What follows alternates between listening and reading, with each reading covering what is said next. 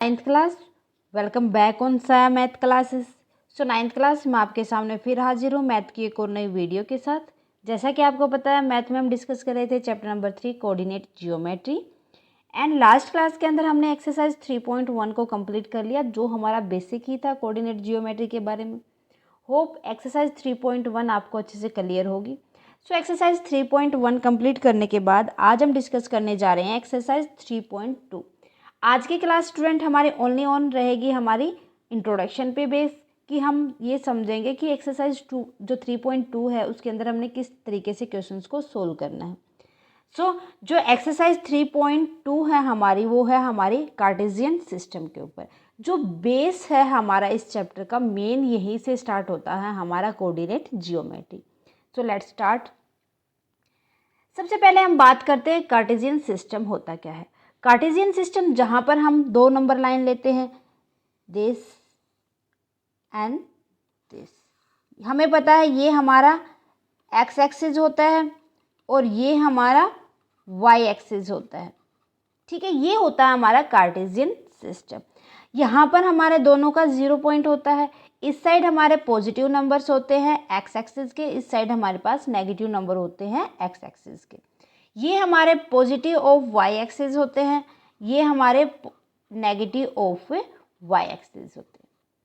ठीक है, ये हमारा कार्टेशियन सिस्टम होता है। इसके बारे में पढ़ लेते हैं।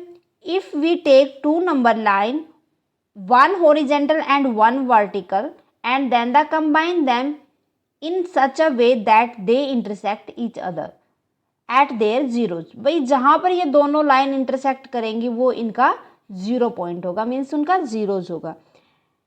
And then they form a Cartesian plane. क्या फॉर्म करेंगे अब ये कार्टेशियन प्लेन। सो जो ये फॉर्मेशन बना है वाई एक्सिस और एक्स एक्सिस की वजह से ये होता है कार्टेशियन प्लेन। और जो ओवरऑल ये सिस्टम होता है जब टू नंबर लाइन एक हॉरिजॉन्टल और एक वर्टिकल एक दूसरे को इंटरसेक्ट करते हैं इसको बोलते हैं कार्टेशियन सिस्टम। क्लियर है। सो अब जो ये कार्टेशियन प्लेन हमने तैयार किया था ये वाई एक्सिस का और ये एक्स एक्सिस का, ठीक है, तो इसके क्वाड्रेंट होते हैं। क्वाड्रेंट मीन्स ये तो इनका जो इंटरसेक्टिंग पॉइंट जीरोज होता है। अब कार्टेशियन प्लेन के ऊपर क्वाड्रेंट होते हैं। क्वाड्रेंट का मीन्स जो ये फर्स्ट, ये तो बोलेंगे फर्स्ट क्वाड्रेंट जहाँ पर हमारे पास एंटी क्लॉकवाइज उल्टा, जैसे हमारी घड़ी तो ऐसे चलती है ना टिक टिक टिक टिक टिक टिक, और ये हमें उल्टा चलना 12 से 1 की साइड। सो जो ये वाला होता है जहाँ पर हमारे पास दोनों एक्स एंड वाई पॉजिटिव होते हैं वो होता है हमारा क्वाड्रेंट फर्स्ट। जहाँ पर हमारे पास y प्लस और x माइनस होता है ये होता है हमारा सेकंड क्वाड्रेंट। फिर उसके बाद आता है ये हमारा थर्ड क्वाड्रेंट जहाँ पर हमारे पास x एंड y दोनों माइनस के होते हैं। उसके बाद आता है फोर्थ क्वाड्रेंट जो हमारे पास x पॉजिटिव होते हैं और y माइनस होते हैं। ठीक है, ये तो आपको पता ही होगा। जो फर्स्ट होता है वो x होता है कोऑर्डिनेट होता है, जो सेकंड नंबर पे होता है y कोऑर्डिनेट होता है, मीन्स x और y की वैल्यूज होती हैं। क्लियर है।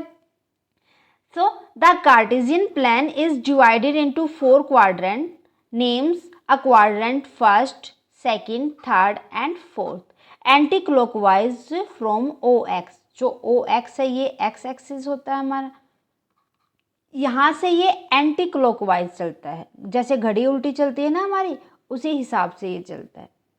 क्लियर है। सो ये क्या होता है quadrant of Cartesian plane. Next देखो, ये इनसे रिलेटेड ही सारे के सारे हमारे पास क्वेश्चंस आने हैं। Okay, so coordinates of a point, to write the coordinate of a point we need to follow these rules. कौन कौन से रूल्स होते हैं वो देखो। The x coordinate of a point is mark by drawing perpendicular from Y axis. जो Y axis के ऊपर perpendicular measure a length of X axis it's calls एब्सिसिया।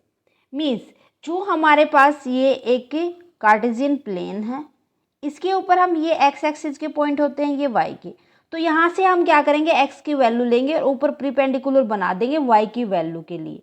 जैसे मान लो कि 2 के जितने भी पॉइंट होंगे, अगर x2 होगा तो यहाँ से प्रीपेंडिकुलर ही जाएंगे y के जितने भी पॉइंट होंगे, x3 होगा तो ऊपर प्रीपेंडिकुलर ही जाएंगे। तो इसको बोलते हैं एब्सिसा। क्या बोलते हैं इसको? एब्सिसा। ये x क्वाड्रेंट पे होता है। जो x को हम मान के चलते हैं ना कि x क्वाड्रेंट, x की वैल्यू अगर हमारे पास सेम रहेगी तो, और y की वैल्यू हमें डिनोट करनी है। Then the y coordinate of a point is marked by drawing a perpendicular. The x-axis measure a length of y-axis, it called a ordinate. उसको क्या बोल देंगे? ordinate.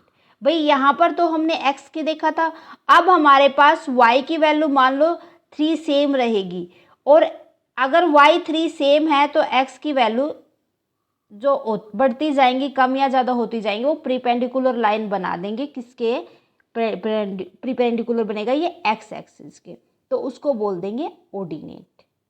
क्लियर है? ऑर्डिनेट भी समझ आ गया। देन उसके बाद आता है, ये दोनों पॉइंट समझने के बाद अब हमें पढ़ना है कि जो हमारे पास जो एब्सिसा आया है या ऑर्डिनेट आया है उसके बारे में। So while writing the coordinate of a point in the coordinate plane, the x coordinate come first. कौन पहले आता है? जो एक्स कोऑर्डिनेट होता है, ऐसे, एंड वाई कोऑर्डिनेट उसके बाद आता है, इस तरीके से। ये एक्स कोऑर्डिनेट होता है, ये y coordinate. We write the coordinate in bracket, हम ब्रैकेट में दिखाते हैं उनको।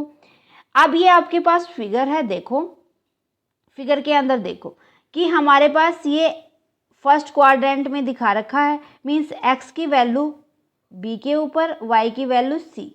जो ये वाली वैल्यू होती है, जो ए पॉइंट पे हमें x और y की दोनों की वैल्यू दिखा रखी है, इस तरीके से हम पॉइंट को डिनोट करते हैं। अगर हम y के प्रीपेंडिकुलर लाइन को देखेंगे, किसके प्रीपेंडिकुलर? y के प्रीपेंडिकुलर, तो वो होगा एब्सिसा, दिस वन, ये y के प्रीपेंडिकुलर आएगा। और अगर x के परपेंडिकुलर आएगा, दैट मीन वो क्या होगा? ऑर्डिनेट। क्या हो जाएगा ये वाला डिस्टेंस? क्योंकि ये x के प्रीपेंडिकुलर आया है, ऑर्डिनेट। क्लियर है? In the above figure O B, this one, C A, this is equal to x coordinate. क्या है ये? X coordinate means abscissa, and C O is equal to C O, this is equal to A B, this. ये है Y coordinate, that mean ये है ordinate. Clear है? तो इन ordinate को हमें क्या लिखना होगा? इस तरीके से एक्स वाई, जो ये वाला पॉइंट यहाँ पर ए बना है, यहाँ पर डिनोट करने के लिए। Remark, as the origin O has zero distance, जो ओरिजिन होता है वहाँ पर कोई भी डिस्टेंस, जीरो डिस्टेंस होता है from x and y axis, so it abscissa and ordinate are zero. यहाँ पर जो एब्सिसा और ऑर्डिनेट दोनों का दोनों जीरो होता है, तो कोऑर्डिनेट ऑफ द ओरिजिन कितना आ जाएगा? ये 0 0। क्लियर है? सो इस तरीके से हमें जो हमारे एक्सरसाइज 3.2 है उसके अंदर क्वेश्चंस को सोल्व करना।